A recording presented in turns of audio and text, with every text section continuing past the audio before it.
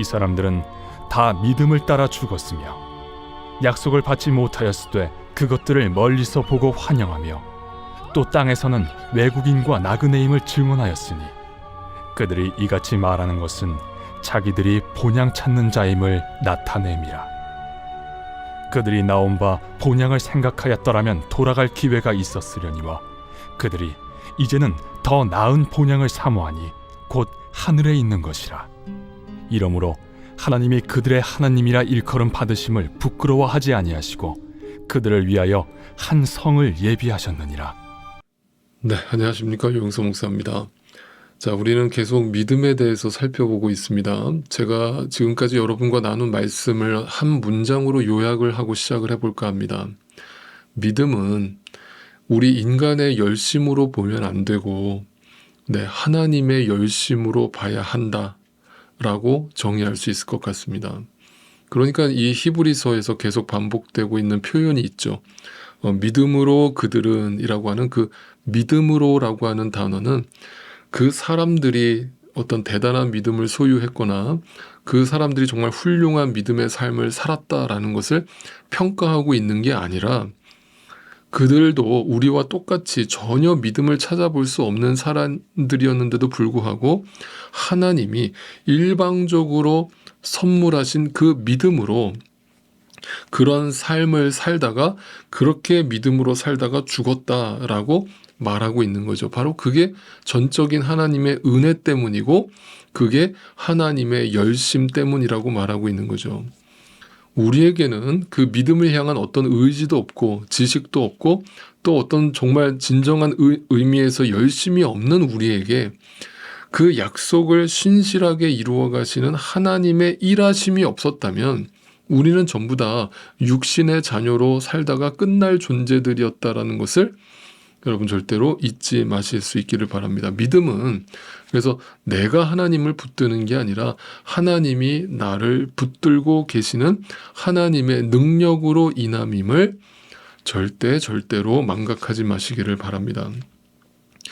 자, 그러면 이 믿음으로 사는 자들에게 어떤 삶이 주어지겠는가 오늘 한번 함께 생각해 보기를 원해요. 자, 아브라함의 이야기를 다시 한 번만 생각을 해볼게요.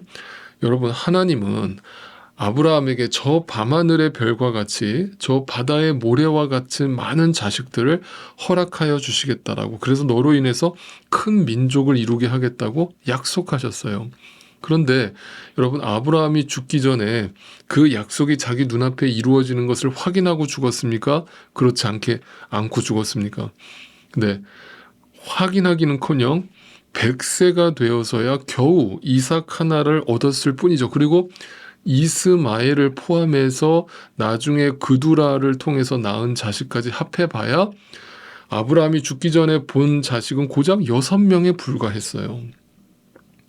자, 그렇게 놓고 보면 아브라함은 당대에 하나님의 그 약속을 확인하고 죽은 게 아니라는 거죠. 그러면 그때 아브라함이 죽기 전에 하나님 어떻게 된 겁니까? 저를 속이셨습니까? 저한테 사기치셨습니까? 이렇게 하면서 죽었을까요?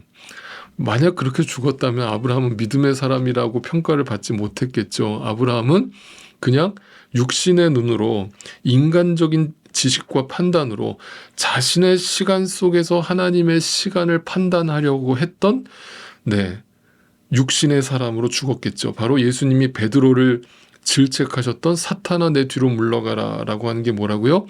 하나님의 일을 생각하지 않고 사람의 일을 생각하다 죽은 존재가 되었겠죠.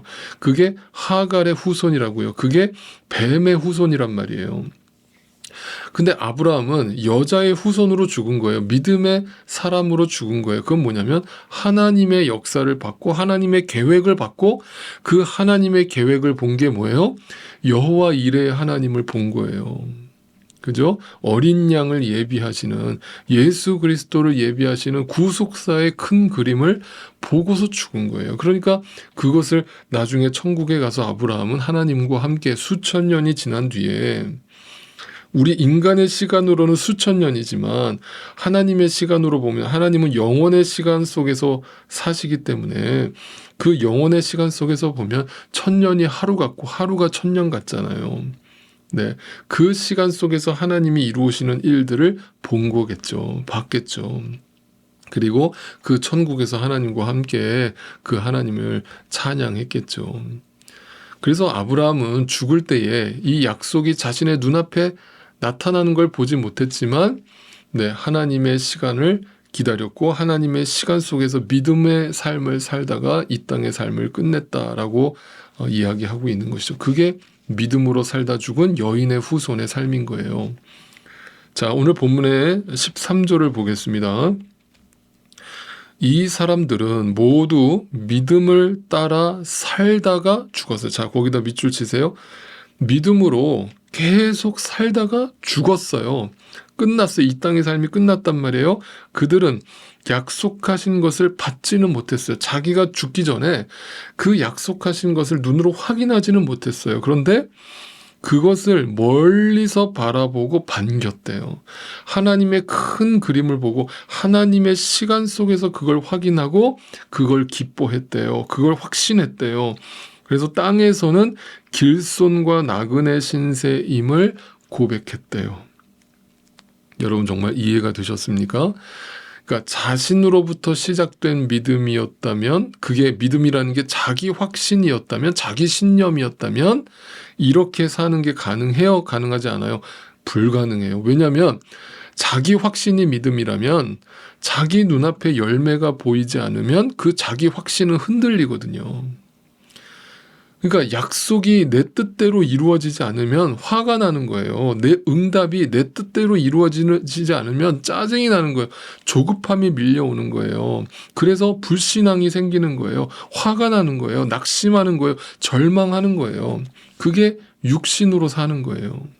그런데 믿음의 시각을 가지고 사는 사람들은 하나님의 시간을 보는 거예요. 그래서 14절 보세요. 이런 말을 하는 사람들, 어떤 말이에요? 나는 믿음으로 살고 있다라는 고백을 하는 사람들, 그 사람들은 자기네가 고향을 찾고 있다는 것을 나타내는 것입니다.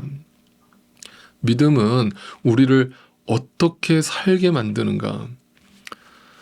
여러분 한번 질문을 던져볼게요. 여러분 믿음으로 사는 게 뭐예요? 여러분이 믿음으로 산다는 게 어떻게 나타나요? 단지 열심히 교회를 다니고 열심히 헌금 생활하고 열심히 봉사 생활하면 그게 믿음으로 사는 거예요? 물론 제가 그걸 무시하는 게 아니고요. 오해하지 마세요. 그것도 믿음으로 사는 게 물론 맞죠. 그러나 근본적으로 믿음으로 신자가 이 땅을 살아간다는 거는 한마디로 뭐예요? 이 땅이 전부가 아니라 하늘 소망을 품고 산다는 걸 뜻하잖아요. 하나님의 시간을 바라보고 산다는 걸 뜻하잖아요. 그래서 믿음은 우리로 하여금 이 땅을 어떤 시선으로 살게 만드냐 하면 나그네의 관점에서 살게 하는 거예요. 여러분, 나그네라는 말의 의미가 뭐예요? 나그네라고 하는 것은 첫째, 그곳에 영원히 정착할 것이 아니기 때문에 미련이 없죠. 미련이 없다는 것은 욕심이 없다는 말과 같은 말이죠. 먹고 사는 게 전부가 아니라는 뜻이죠. 둘째, 나그네로 산다는 것은 늘 떠날 준비를 하며 가볍게 사는 걸 말하죠. 여러분, 자, 우리가 여행을 떠날 때 여행의 초보자와 고수의 차이가 뭔 줄 아세요? 여행 초보자는요, 짐을 바리바리 싸가지고 다녀요. 막 있는 거 없는 거 다 쑤셔가지고 다 가져가요. 다 필요한 할 줄 알고. 그런데 막상 여행 가면 꼭 필요 없는 것들이 막 생겨요. 그래서 여행이 괜히 짐만 무거워져요. 그런데 고수들은, 여행을 많이 다녀본 사람들은요, 꼭 필요한 것만 챙기죠. 그래서 여행을 많이 다녀본 분들을 보면은요, 짐이 가벼워요. 예, 이것을 우리가 꼭 생각하시면 좋겠어요. 여러분, 우리는 나그네예요. 나그네로 사는 거예요. 그 짐을 덜어놓으세요. 그게 꼭 필요한 게 아니면 자꾸 손으로 쥐려고 하지 마세요. 내려놓으세요. 그거 없어도 살아요. 세 번째, 나그네는요, 그 여행을 즐겨요. 여러분 가끔 우리가 이제 이 뉴욕, 뉴저지에 살다 보면 이제 가족들이나 친구들이 한국에서 놀러 오지 않습니까? 그러면 그분들은 이 여행을 얼마나 즐깁니까? 그리고 와서 얼마나 놀라워합니까? 막 신기해하면서 야, 너무 멋있다, 너무 아름답다, 너무 좋아하잖아요. 막 인조이합니다. 그런데 여기서 삶의 뿌리를 내리고 살아가는 우리들 입장에서 보면 우리는 저 강 건너에 맨하튼이 있는지도 때로는 망각하고 살 때가 더 많아요. 저 브로드웨이가 있는지 엠파이어 스테이트 빌딩이 있는지 별로 관심도 없고 또 구경할 시간도 여유도 없어요. 여기서 뿌리를 받고 정착하는 사람과 여행하는 사람의 차이가 뭐예요? 네, 여행하는 사람은 이곳에서 뿌리를 받고 사는 게 아니기 때문에 즐기잖아요. 그 여행을 즐기죠. 그런데 여기서 내가 뿌리를 받고 산다고 생각하면 즐길 수가 없는 거예요. 자, 우리는 인생을 이런 관점에서 살아가야 되는 것이죠. 여러분, 그 이유가 뭡니까? 16절을 볼까요? 그러나 사실은 그들은 더 좋은 곳을 동경하고 있었던 것입니다. 그것은 곧 하늘의 고향입니다.